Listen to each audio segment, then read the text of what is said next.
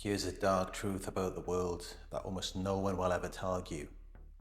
But in this video, I'm going to lay it all out, and I want you to hear every word. The truth is, most people care about one thing above all else. And yes, that includes you, and that includes me. It's sex, plain and simple. Dr. Orion Taraban has a YouTube video called Everything is About Sex, the True Power of Male Desire. He explores how deeply sexual motivation runs in human behaviour.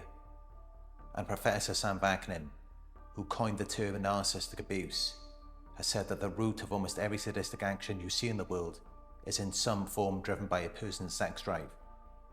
There's even a quote often attributed to Oscar Wilde that sums it up perfectly. Everything is about sex, except sex. Sex is about power. Over the past few years, I've studied and observed human behaviour closely, and I can tell you this. These statements are far more accurate than what most people are willing to admit. Sex underpins so much of what we do, especially for men, but not exclusively. And when sexual impulses are left unchecked, they can become extremely dangerous, antisocial even. Any man who doesn't learn to control this drive risks serious consequences, ranging from social rejection to far worse outcomes. That's why society has rules, norms, and even laws that restrict uncontrolled sexual behaviour. Because without these restrictions, we would see chaos. But with them, we channel sexual energy into something more socially productive: friendship, teamwork, ambition, achievement. These are all ways our natural instincts are redirected. Civilization itself depends on this restraint.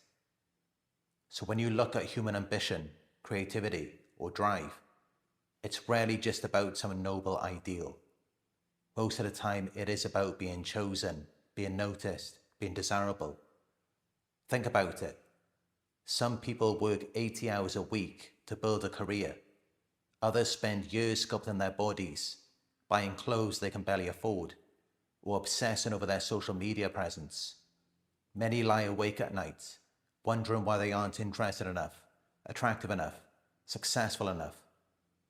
On the surface, it might look like ambition or self-improvement, but beneath that lies a much older, more primal drive: the need to be desired, to be wanted, to be chosen sexually.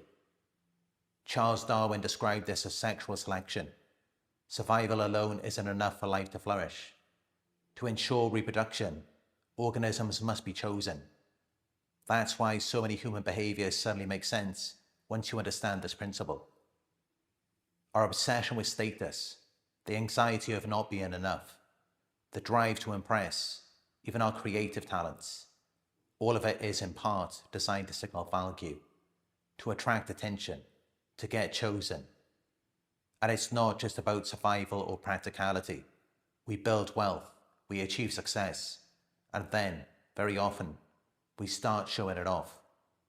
We buy luxury cars, take exotic vacations, wear expensive watches, and share it all for the world to see. It wasn't really the money we wanted. It was the signal, the display, the announcement. I have value. I am desirable. It's the same principle we see in nature. Look at the male peacock with its enormous, extravagant tail. That tail slows him down, makes him more visible to predators, and seems like a terrible evolutionary design.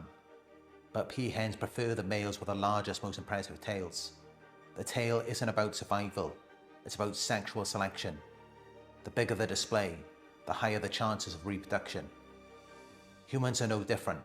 Our careers, bodies, social media profiles, achievements, all of these are modern versions of the peacock's tail. They're signals of value, displays designed to get noticed, to be admired, to be desired. Even our mental abilities, intelligence, humour, creativity, musical talent, aren't purely practical. They evolved because they attract attention. Storytelling, art, music, the ability to make people laugh or feel deeply. These are all ways of capturing admiration, which often turns into attraction. But here's the tricky part. Not everyone reacts positively to these displays. Admiration can quickly turn into envy, jealousy, or competition. Some people will even try to sabotage or harm you, and again, it often comes back to sexual desire, their own libido, their own satisfaction, their perception of scarcity in potential partners. These forces drive behaviour more than most of us realise. If you achieve or display something impressive, it can trigger stress in others. They may feel threatened, pressured, or inadequate, and this can trigger fight or flight responses. If they lean toward fight, you may encounter hostility, personal attacks, or attempts to undermine your confidence or relationships. Professor Vakinen's research reminds us that the root of this harmful behaviour often lies in sexual competition. It's rarely personal against you. It's a reflection of their own desires, frustrations, and insecurities. People who are satisfied in this area are less likely to harm others. They may even support and encourage you. But for those who feel threatened, their jealousy is a mechanism to prevent you from winning what they desire: mates, admiration, or social status. Even those with partners may feel dissatisfied if they perceive you as more desirable, more impressive, more successful. Scarcity, comparison, and the drive to compete amplify these behaviours. This is why people cheat, lie, or deceive to obtain partners they may not deserve. It's messy, it's destructive, and evolutionary. It makes sense, even if socially it doesn't. At the core, almost all human behaviour comes back to one thing: sex, procreation, creating life. And even when we have children, we want them to display value too. We want them to be smart, attractive, successful, and disciplined, so that they too can be chosen, continue the cycle, and thrive. For many of us, childhood experiences complicate this even further. Abuse, neglect, or opposition from parents, peers, or colleagues often comes back to the same root: being seen as a competitor, someone who could outshine others, someone who threatens opportunities, status, or desire. This is why opposition or lack of support often feels personal, and it can be confusing, because it often isn't even about you at all. It's about their perception of you as a rival, their envy, their insecurity, and ultimately it ties back to sexual selection. So the next time you encounter envy, sabotage, criticism, or hostility, take a step back, observe the patterns. Ask yourself, are these attacks about your abilities, your achievements, your display of value? If so, you've just uncovered the hidden engine behind the behaviour: sexual desire, competition, and the need to be chosen. It's not about your character, your talent, or even your actions. It's about signals, displays, value, and what it reveals is more about them than it is about you.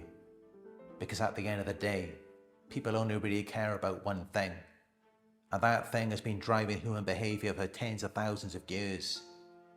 It's sex. It's being desired. It's being chosen.